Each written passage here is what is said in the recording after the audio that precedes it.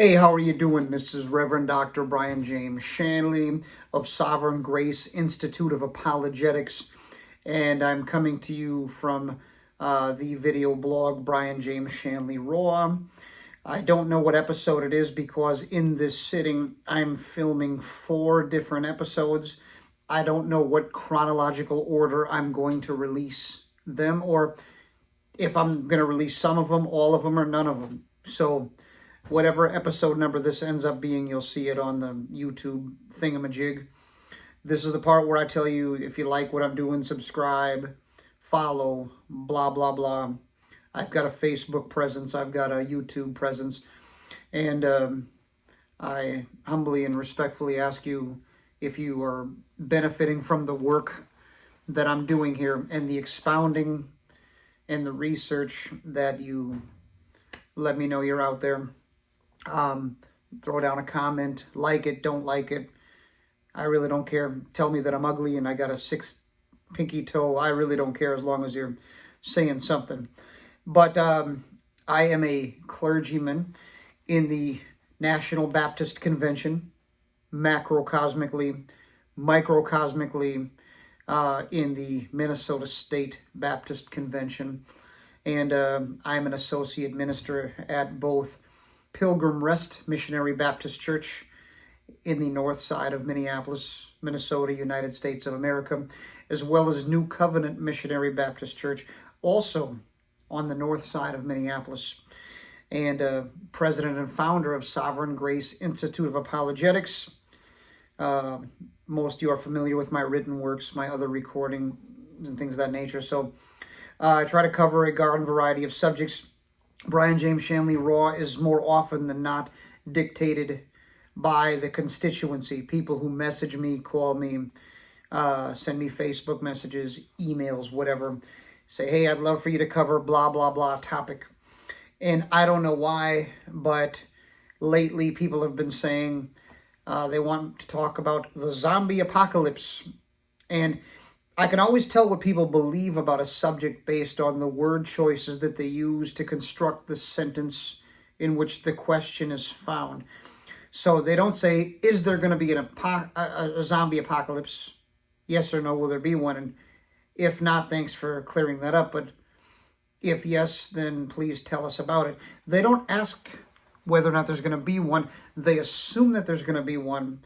They skip over that part of the inquiry, and then they ask, tell me about it. And again, that's like saying, please describe the bank robbery that you did. Well, before I describe the bank robbery, let's back up and deal with the real question of, did I rob the bank?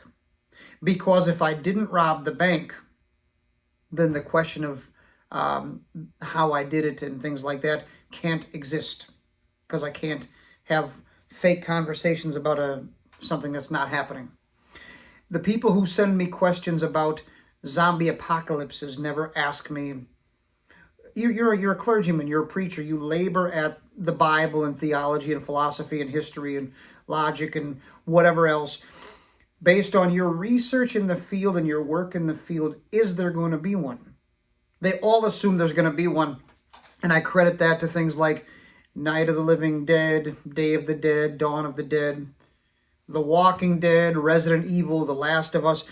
It's been popular in the past 20 years at least, the fiction and the video games. And yes, there are adult men that play video games, and I've expounded on this more than one time for you about my view of adult men that have video game systems. I just talked to a guy last week. He was trying to deal with a deep theological issue. I said, you better sell your freaking PlayStation and get you a systematic theology set. You know, you better sell your PlayStation or your Xbox or whatever, or your, what is the handheld, the Switch.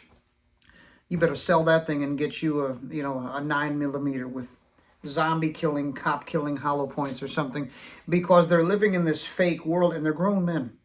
It's like watching a grown man in a diaper. It's like watching a grown man, I don't know, play with toys. It's like your development has been arrested.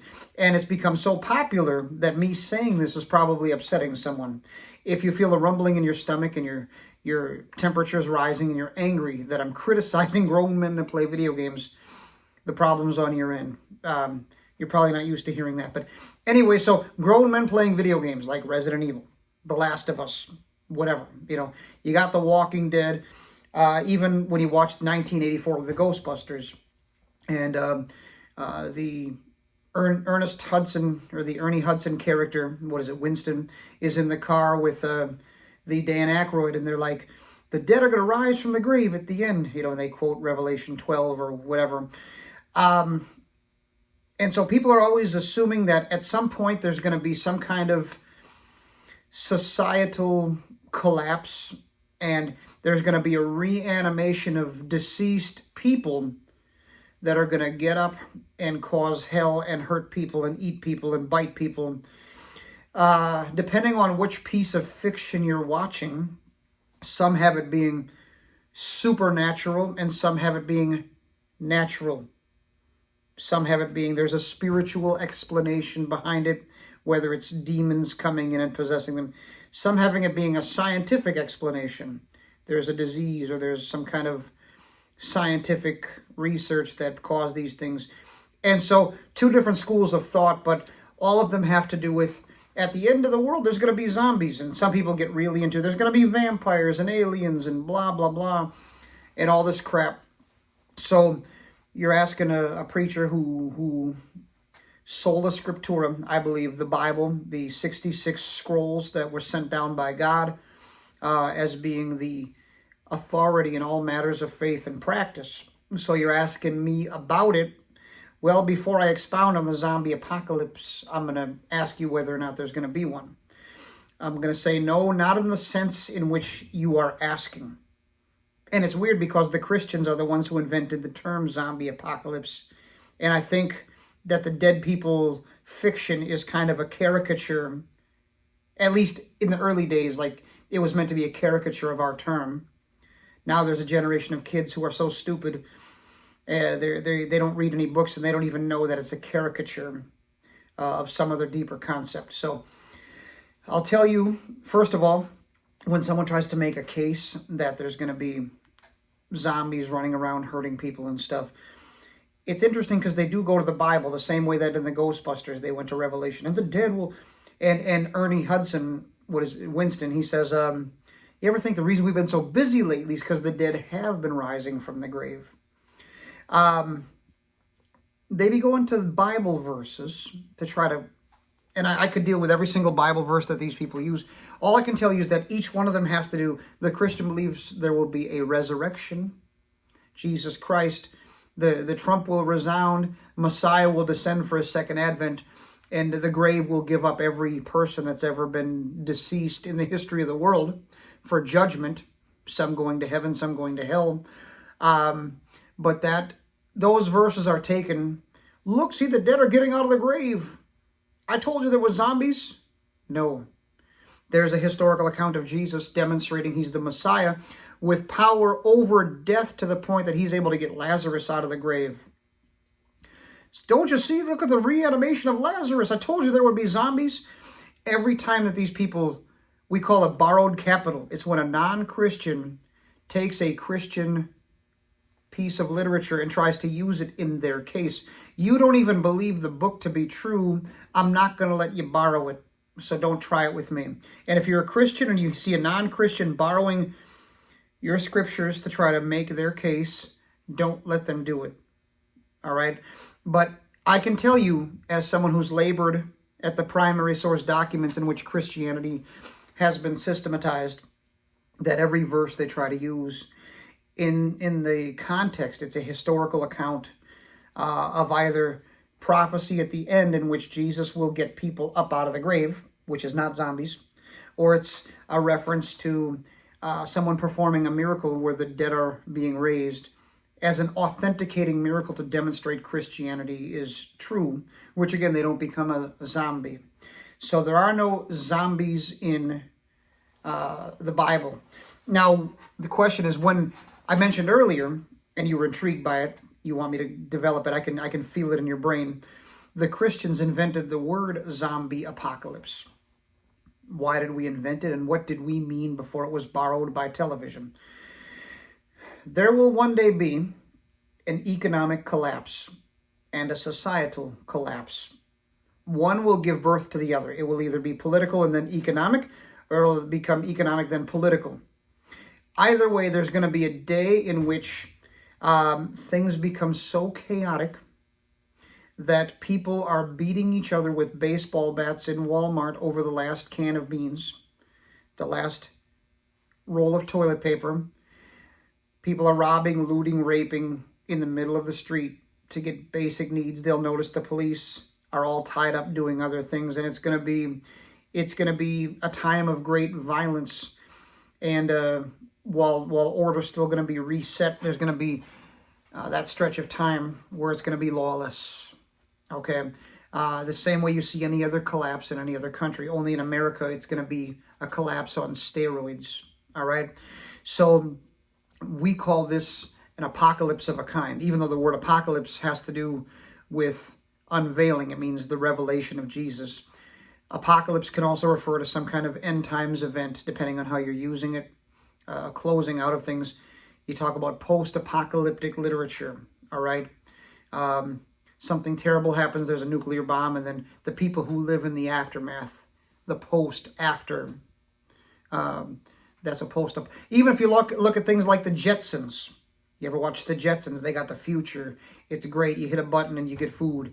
You get to fly around in a car. But if you ever notice, George Jetson and Jane Jetson and Elroy Jetson, they live in the Skypad apartments. Where is it? It's way up here. Whatever happens in one of these episodes where these guys got to go down on the ground, the world is screwed up down there.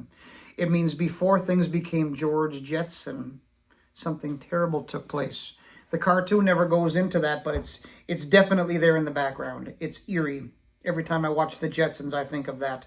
And you look particularly for the episodes where they have to go down to the earth, and you're like, woo, something went down here to where the earth is unlivable and they're all in the sky.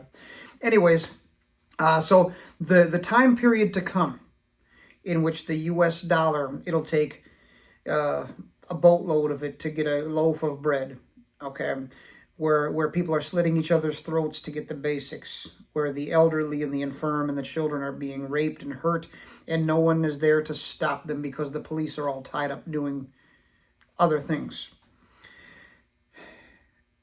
It's going to be tough to get the basics, food, right? Well, the Christian always knows this is coming, and you ever hear about people who are what they call preppers, quote unquote, which TV's made a mockery out of this concept. It's the idea that at any point, things can go to hell in a handbasket. And when that happens, we have to have enough food and basic supplies and possibly even another source of electricity and heat to where if the government says, we're shutting off the heat. You know, why would the government shut off the heat? Well, if you look at Europe, they do that kind of thing all the time. And if you look at the green movement, where they talk about the Green New Deal, and they use such things as climate change, which they used to call global warming and all that crap. They change, the name changes, but the game remains the same. And the end goal has always been a government takeover, a Sovietization of the energy sector. Right now, your electricity, if you live in America, is a private company, right? Your gas is a private company. You pay the bill every month. Somewhere, the green movement wants the government to take that over. And the government having the power to shut off your water if you have the wrong political view, that day will come in this country.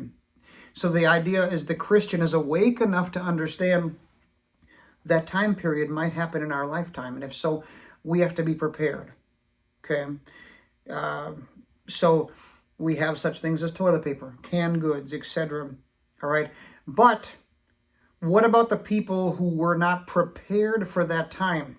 Your neighbor, your coworker, your schoolmate, even, I hate to say, your extended family member. They're busy watching, they're streaming television, whatever, Netflix or whatever crap they got.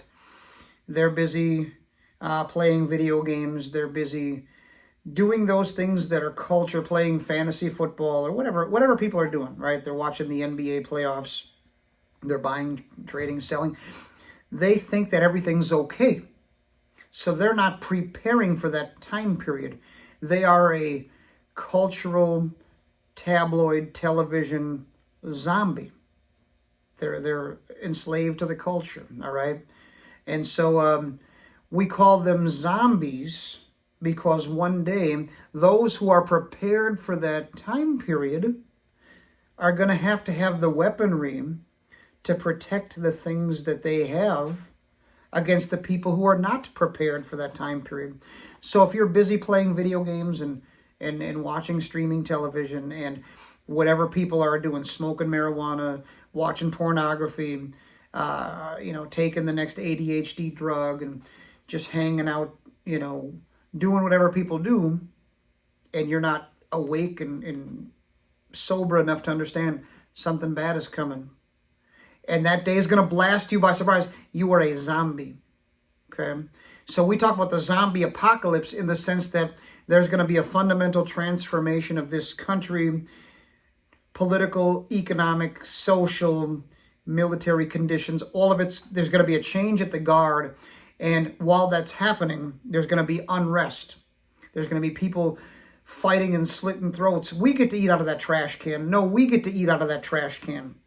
Like you see in countries where the Sovietization and the socialist, where the government takes over. Okay, then there's shortages of everything. We're seeing steps in that direction. We've seen it increase a lot, especially in the last 30 years. All right, and so the Christian is prepared for that because we've always talked about it. The pop culture junkie who's into what's happening, that person's going to be hit like a ton of bricks. And then they're going to go to the people that are prepared. Please let me in your house. Please let me have some food. Please help me and my children. Please help me and my family. You're going to say no. They're going to say, you jerk.